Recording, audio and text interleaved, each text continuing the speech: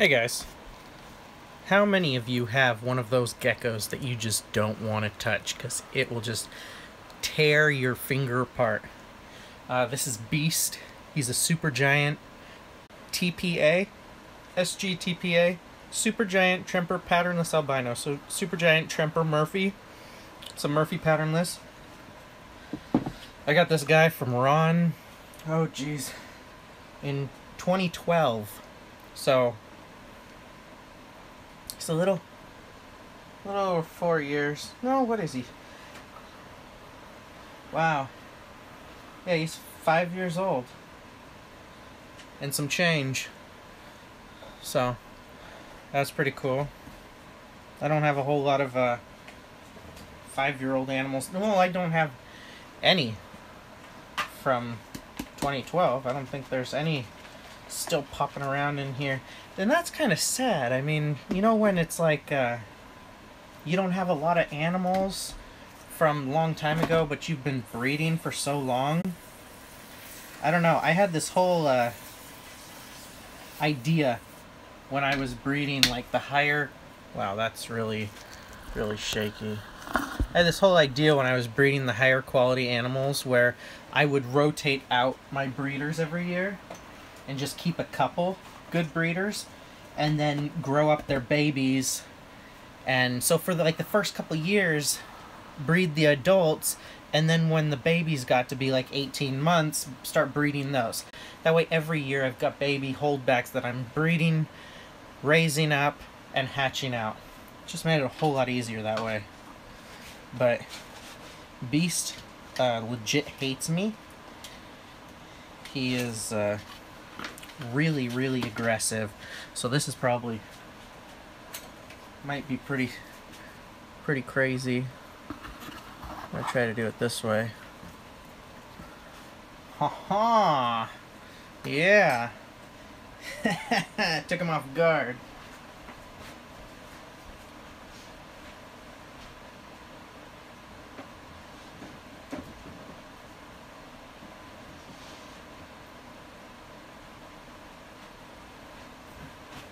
Yeah. So, what are you guys working on this winter? Any cool projects you guys got going on? I have so many that are getting ready. This is another SG-TPA. This is actually Beast's daughter.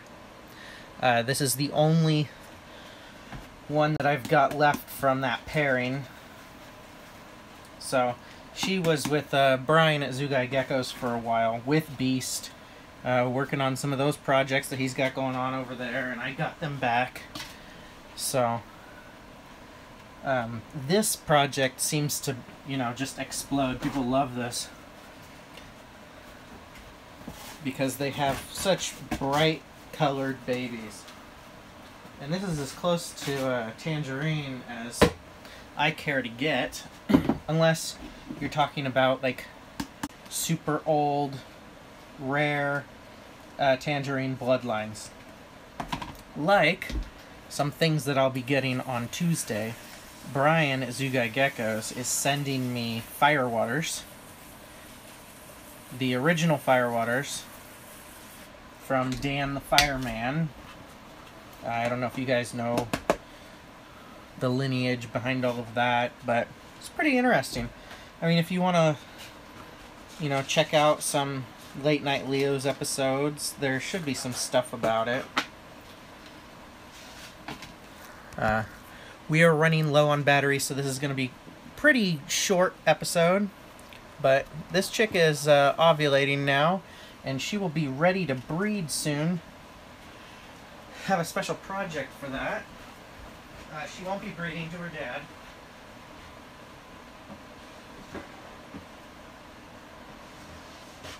He's actually going to be breeding to his original girlfriend, who I also got from Ron. I don't normally do shout-outs for Ron because we don't really talk anymore. I don't know, ever since he deleted his Facebook, he doesn't really talk to a lot of people. This is another supergiant Tremper patty that I got straight from Ron. She's not as big as the male, but she does carry the genetics. I mean, you can tell her daughter is about 50 to 75% larger than her. So that's pretty cool. The way giant genetics works is a little bit different than just being like recessive or codom or anything like that. There is a large line breeding aspect to it, but she is almost ready to ovulate. She's right in the beginning of it. I'm going to be breeding her with Beast in November, starting on that. I will breed, the first clutch usually goes for female, the second clutch for male at a 30-day hatch, and then the rest of clutches will go for female. We'll incubate for female. And that's usually how I do it. It's always easier that way. That way you're making sure that there's going to be males. Because really males are... I know the females make more babies, but having a they call it a cornerstone male, like your foundation. Having a really good male is going to make all of your projects better. Because you can get a powerhouse male and just breed it to a bunch of hets and get just ridiculously nice stuff. But I'm going to pick through some super worms, refill my shaker bin. I just use one of my tall cups with some stuff in it. I write super worms on the side of it. I've got some that say crickets, some that say earthworms for the Pac-Man frogs, which I should be getting more of, and mealworms. So it's always good. You know, these cups are cheap enough that you can have one for every different feeder. That way you're not cross-contaminating, because I also do minnows and goldfish, and you don't want super worms in with earthworms, just because I'm so weirded out about cross-contaminating just like parasites and stuff. So you definitely want to make sure that you don't leave a risk there. Just like a lot of times you'll see I wear the black gloves.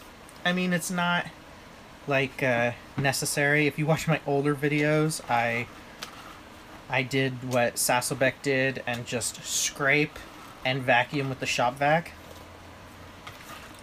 Super, super not the best idea in the world. Yeah. But anyways, I mean, it was pretty bad. I know there's a lot of scrapers. I know Ron scrapes. Gosh, most of the bigger breeders are scrapers, where they just take a scraper, some kind of anything. I mean, tweezers don't use because you're touching the food with the other end, but I don't know, a sharpened plastic spoon, or even just a plastic spoon. But I don't recommend it. Just use some paper towel, wipe out the poop. If you get some really big mess for some reason, sometimes females, especially like if you treat with a dewormer, then you're gonna get some really sloppy mess. But you can always just spray it with your sprayer. I use the Ace pump sprayer. I don't use anything crazy. I know some people like the backpack sprayers, but it's like, come on. I can pretty much get through most of my geckos on one tank of the sprayer.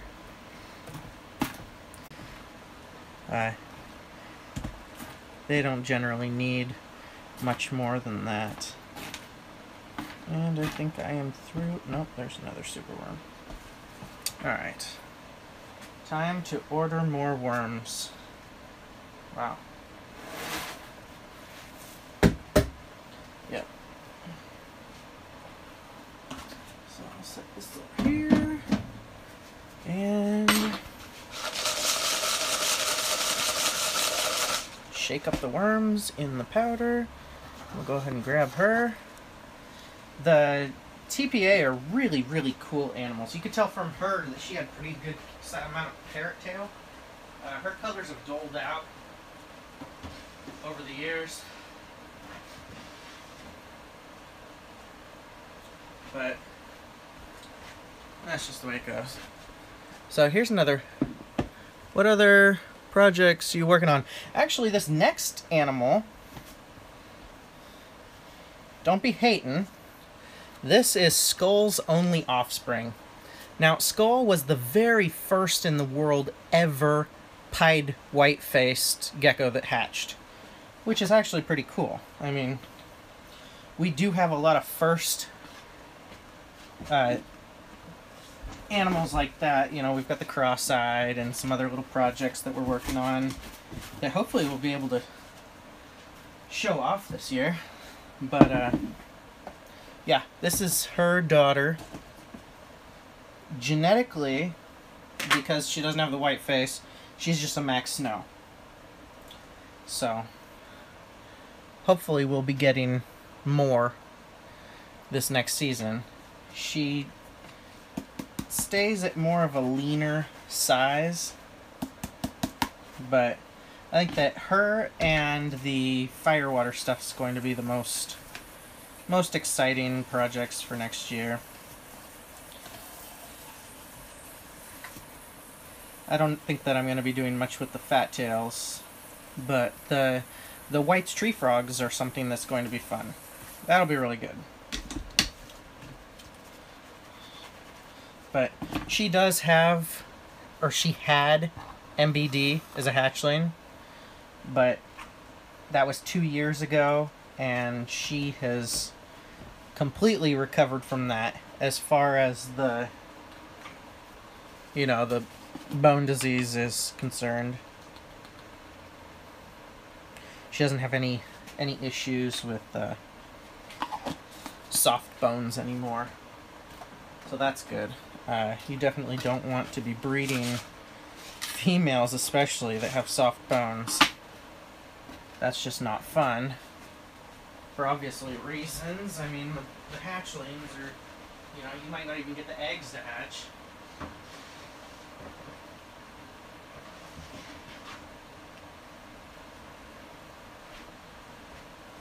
But this might actually be a pretty old gecko, as old as the other ones.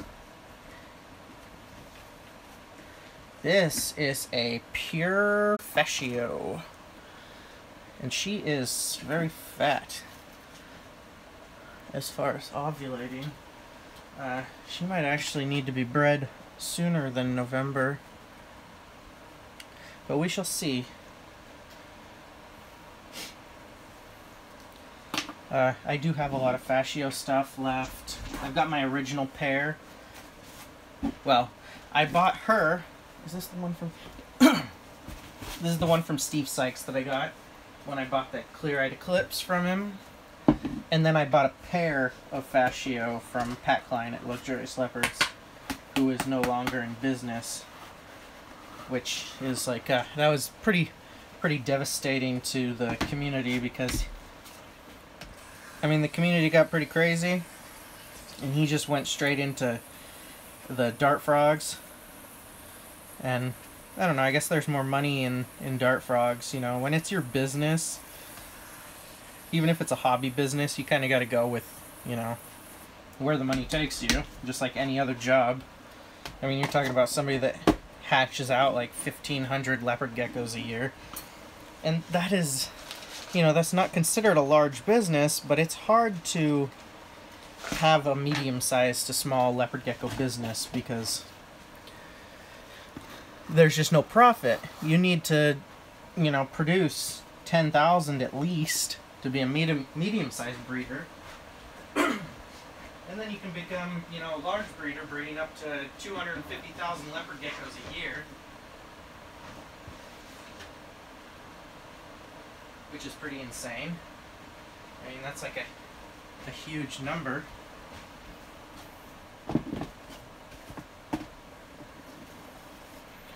Here's another fascio girl that I'm raising up.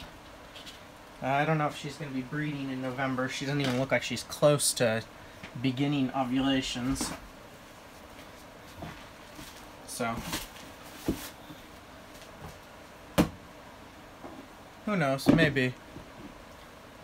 It all depends on the gecko. Everybody's different, so some will ovulate starting in November, and some will wait until December, January, February. But shaking the video. You know, you just gotta wait for the animal. Don't just pair up your geckos just because you've got a couple.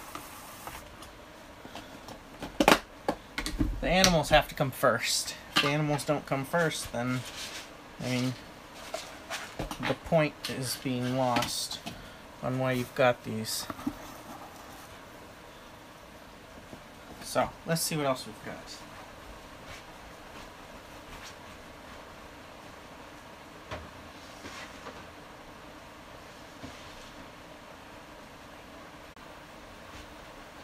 So maybe this will just be like special project day. Here is one that is very special. It's crazy.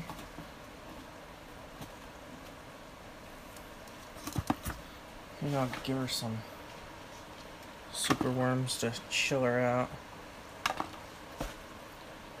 out. Bold, obviously. 10% battery life. Alright, so we gotta get hurrying up with this. Try to get a 10-minute video up. Oh, wow. We're at 17 minutes already. Yeah, this is a bold.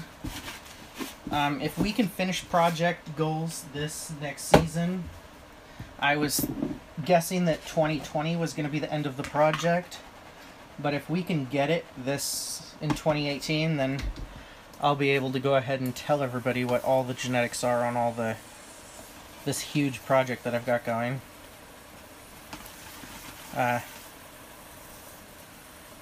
Yeah, she's got some really nice bold markings. I would love to breed Turkmenicus to her, just to keep that like really rich, deep black, bold. I mean, maybe even like fill it in a little bit with black. That would actually be a pretty good project for her, is if you had a male that had the thick black bands, you could work a project in to get black on the entire, like get the whole band to be black. That would be a pretty cool project. But not this year. This year we got other things. Come on, girl.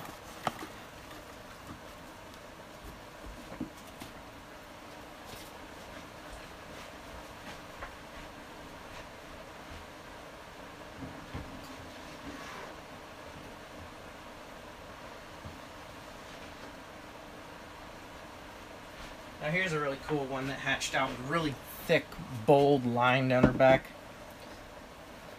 She is a really nice lavender stripe, reverse stripe. It's funny how with 2 stripes going down the back, it's considered a stripe, and with 1, it's just considered a reverse stripe. Try to put that pupating superworm in there, see if she wants to eat it. Yep, go on, get that thing. It's just laying there. You know you want it. Get it, girl. You can get, oh yeah, nom nom nom nom nom. Talk about feeding response. She doesn't even need their food to be moving. This is one of those geckos that just the food being there, she'll eat. So, I know a lot of people do the freeze-dried mealworms and crickets and stuff. She'd be perfect for that. But I'm kind of sketchy about those things. I mean, there's no moisture in it. So doesn't that affect the digestion? Not having moisture?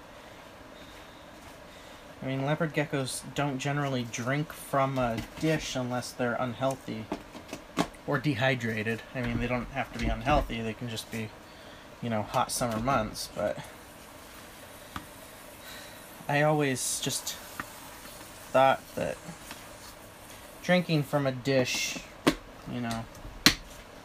I don't know, maybe if they're being fed those freeze-dried worms, then it's fine. But what about those sausages they're feeding reptiles now? What do you guys think about those? Come on. What are you doing? Don't flick your tail at me. What is this? This isn't flicky tail time. Yeah, what about those sausages? You guys use those?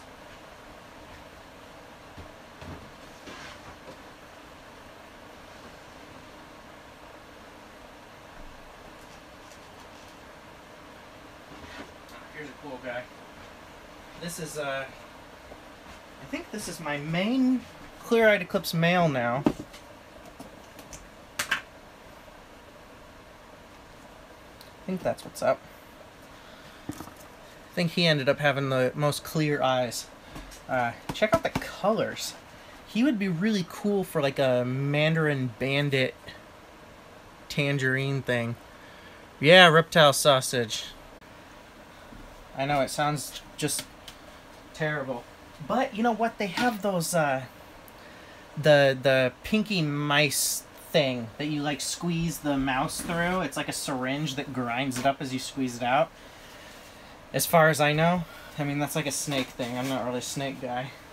But they grind up the pinky mouse and squeeze it out. So is that like the same type of deal? Got me. But I actually have to go now, guys. So, hey man, look it over here. Maybe we can get a good shot of his clear eyes. Yeah, look at that. So, I'll see you guys later. And I'm going to let my phone charge up. Maybe I'll get another video in today, but I doubt it. So, have fun, guys. Check out the website. I've got some animals up there. Really cheap. I know that's not always the best thing, but right now at the end of the year, I got to clear out some stuff. So, check it out and let me know what you guys think.